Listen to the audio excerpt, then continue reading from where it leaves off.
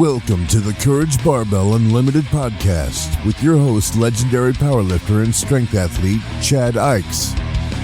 For most, the journey of strength starts in the gym, but should inevitably expand through all aspects of life. Join us as we discuss all things strength. Now, here's your host, Chad Ikes. On today's episode of The Quotes, we're going to talk about a quote by Albert Camus.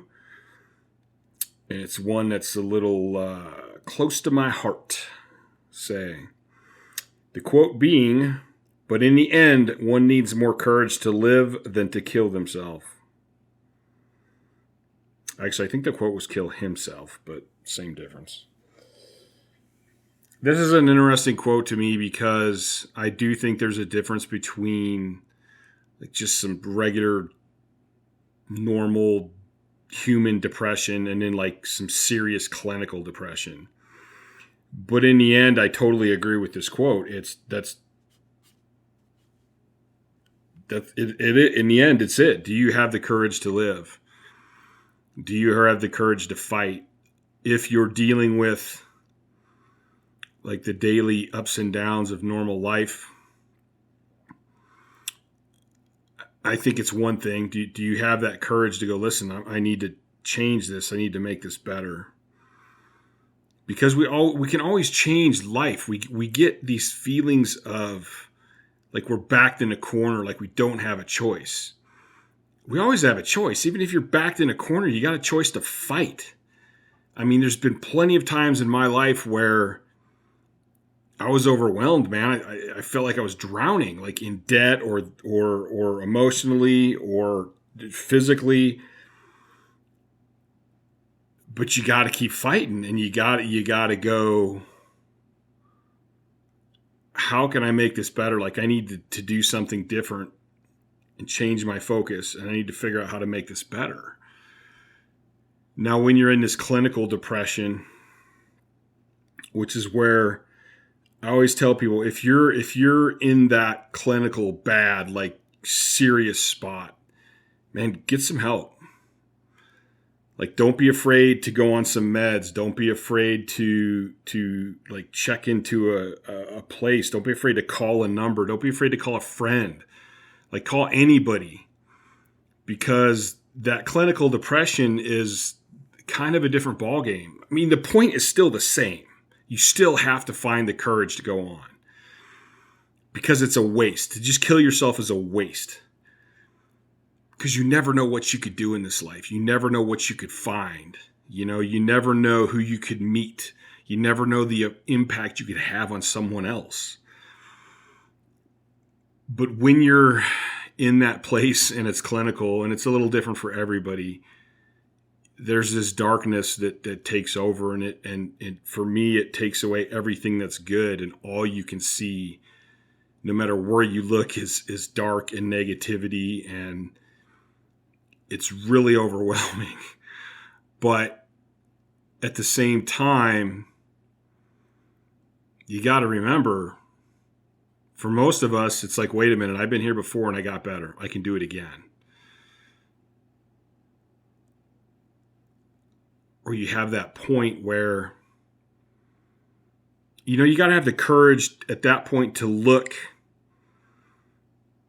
harder until you see even the smallest glimpse of light. Find something in your life to focus on to help pull you out of it.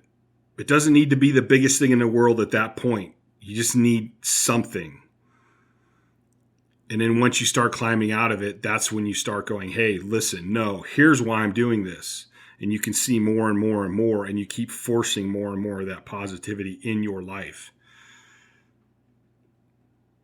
For me, it really was a point where it was shit or get off the pot. And I remember that quote from the Shawshank Redemption, get busy living or get busy dying. And I was just so tired of being in that place that it was like, man, either do it or don't. Like, something's been holding you back from doing it. Figure out what it is. Find a way to go forward. And it happened for me that it ended up writing and putting it out publicly what I was going through, which is an extremely hard thing, but it turned out to be this great thing. And I'm still, some 10, 15 years later, I'm still trying to talk about this and trying to make a change in people's lives and trying to help people work through their shit and figure it out, because there's always triggers. And when you get better, when you pull yourself out of it, you can't just forget about it. You have to remember your past.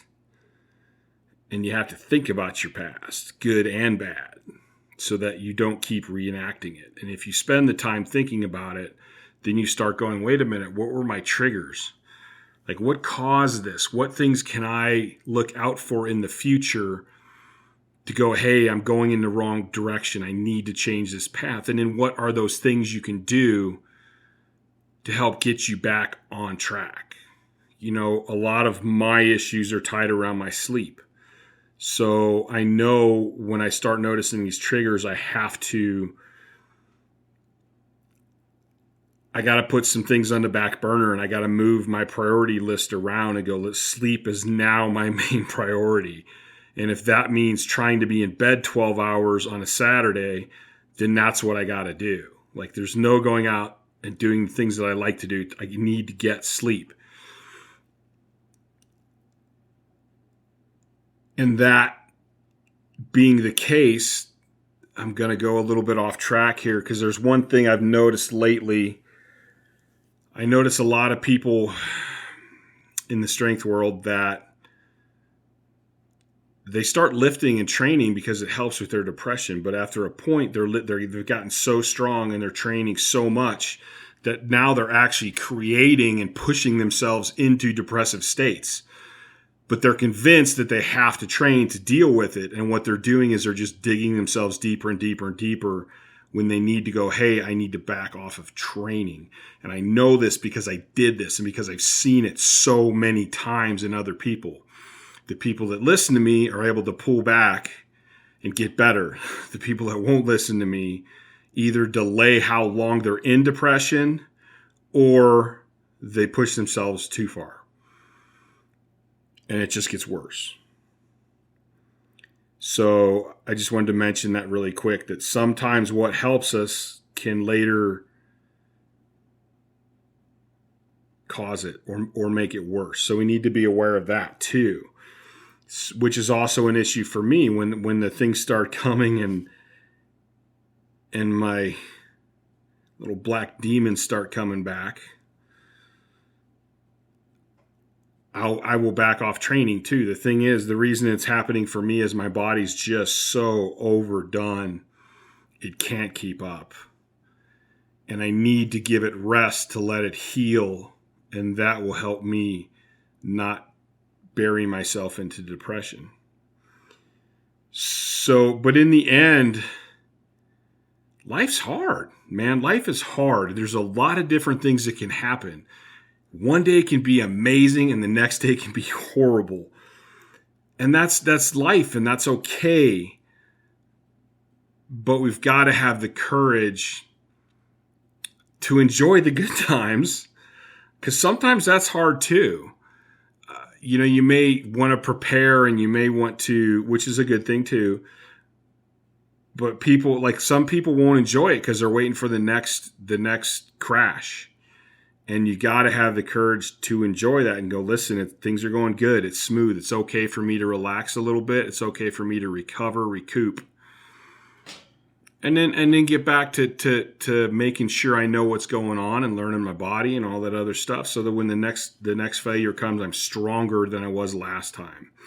It's really a lot like strength training. And a lot of people don't understand this. You go to the gym and you beat yourself down. You tax your body and your systems. You recover from that, which is just digging yourself out of that hole that you put yourself in from the training. But the training was just to stimulate growth. So now once you recover, you're like, okay, hey, I'm back to neutral. Then you have to give your body some time to grow stronger from that stimulus that you did it. So life is pretty much the same way. Like training affects every system in our body. A lot of people focus only on the muscular skeletal system, but it affects every part of our body, our lymph system, nervous system, like every digestive system, every single one of them.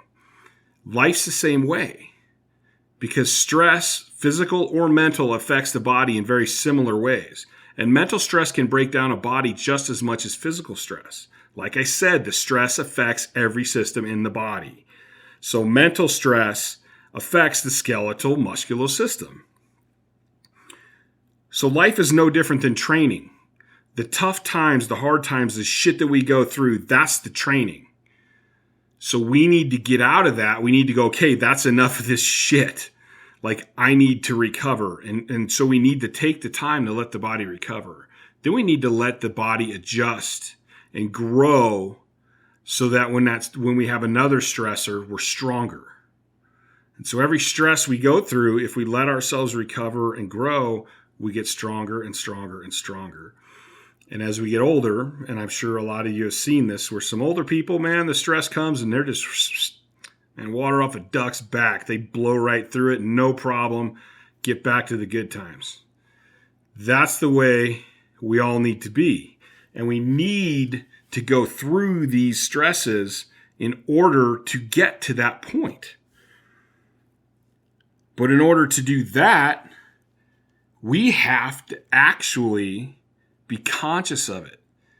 We have to understand what's going on. We have to understand that, listen, I'm going to go through these stresses. It sucks, it's tough, it's hard.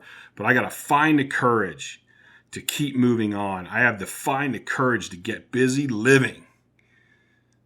And that is accepting what's going on. That's learning how to be better at it. That's learning how to see your triggers and stuff in life. And it's all based around courage. Courage is a reoccurring word. I named it my gym Courage Barbell for a reason. It was because that word kept reoccurring to me. And strength training has always been transferable to life. And the lessons I learned in life transfer back to the gym. If you have the courage, you're going to keep getting better and you're going to figure stuff out. And there's always going to be stuff to figure out and you're never going to get it all down. But that's not the goal. The goal is to keep getting better.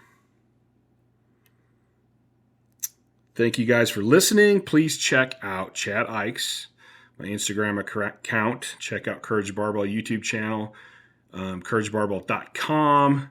Please listen to all of our other podcasts. Even if you're kind of into lifting or not totally into lifting, like I have some great guests on and we end up talking about everything. So I'm sure no matter what you're doing, there's something to be learned and there's some interest in the interviews I do and the conversations we put on there. And please share them with other people. If you have other friends that might listen to it, if you have friends that lift that might benefit from it, if you have friends that have suffered from depression that might benefit from listening to some of these episodes, please give them a share. And until next time, I'm out of here.